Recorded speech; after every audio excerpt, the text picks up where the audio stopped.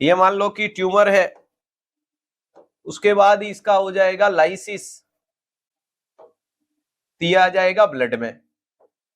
तो ये तो ब्लड, अरे ये ब्लड, ठीक है, और ये तुम्हारा ट्यूमर। और जब ये फटेगा, अब याद रखिएगा कि ये कोई सेल है, सेल में most common cation potassium, most common है एनाइन फॉस्फेट।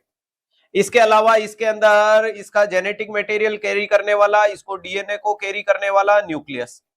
अब ये ट्यूमर अगर फटा तो आपको पता है पोटेशियम उछल के इधर आएगा, क्योंकि इसको ज्यादा जल्दबाजी है, आएगा साहब, पोटेशियम उछल के इधर आएगा, फॉस्फेट उछल के इधर आएगा। तो अब बात हो रही है ये ब्लड है, तो आपके ब्लड में क्या बढ़ जाएगा, जब सेल फटने से सेल का पोटेशियम बाहर आया, आते ही आपकी नाम क्या देखने को मिलता है, हाइपरकैलेमिया।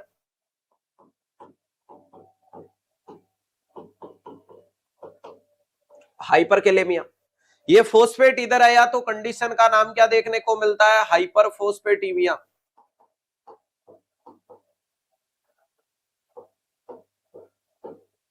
हाइपरफॉस्फेटीमिया, ठीक है। तीसरे नंबर का क्या होगा कि ये ध्यान रखिएगा कि कैंसर में क्या होता है, नॉर्मल सेल की तुलना में कैंसर सेल में कैल्शियम कम होता है। पहला मैकेनिज्म ये क्लियर है, कितना कम होता है, तो 40%। ध्यान रखिएगा 40% नॉर्मल सेल की तुलना में कम होता है, और कम होने के कारण ही वो डिटेच होता है, तो कैंसर उखड़ता है, उखड़ने का कारण यही है। दूसरा, जब जब फॉस्फेट बढ़ता है तो कैल्शियम घटता है। तो दोनों नियम के आधार पे अगर अपन निर्णय लें, दोनों नियम के आधार पे अपन निर्णय लें, तो आपके मरीज को यहां मिलेगा हाइपोकैल्सीमिया।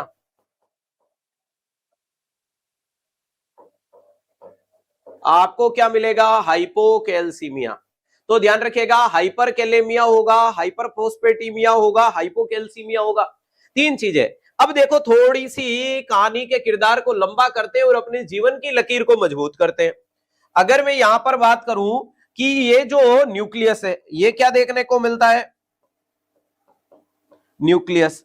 और ये न्यूक्लियस में क्या होता है sir, genetic material, genetic material. और न्यूक्लियस में जो जेनेटिक मटेरियल होता है, ये जेनेटिक मटेरियल जब निकल के आपके बाहर आएगा, टूटेगा, तो इसमें आपको पता है प्यूरिन की चेन होती है, प्यूरिन और pyramid, adenine, guanine, cytosine, thymine, सुना होगा सॉरी। ये जो प्यूरिन बाहर आएगा, ये प्यूरिन अपनी बॉडी में मेटाबोलाइज होता है जेंथिन ऑक्सीडेज के माध्यम से सॉरी।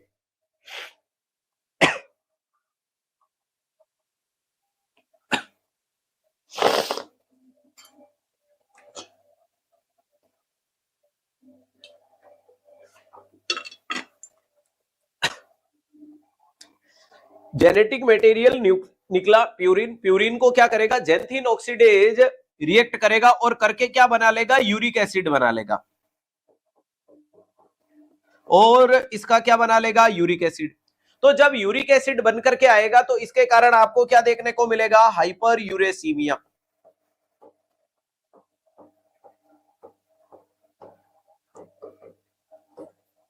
तो हाइपर यूरेसीमिया, हाइपोकैल्सीमिया, हाइपरफॉस्फेटीमिया और हाइपरकैलेमिया, ये चार इलेक्ट्रोलाइट इंबैलेंस देखने को मिलते हैं ट्यूमर लाइसिस सिंड्रोम में।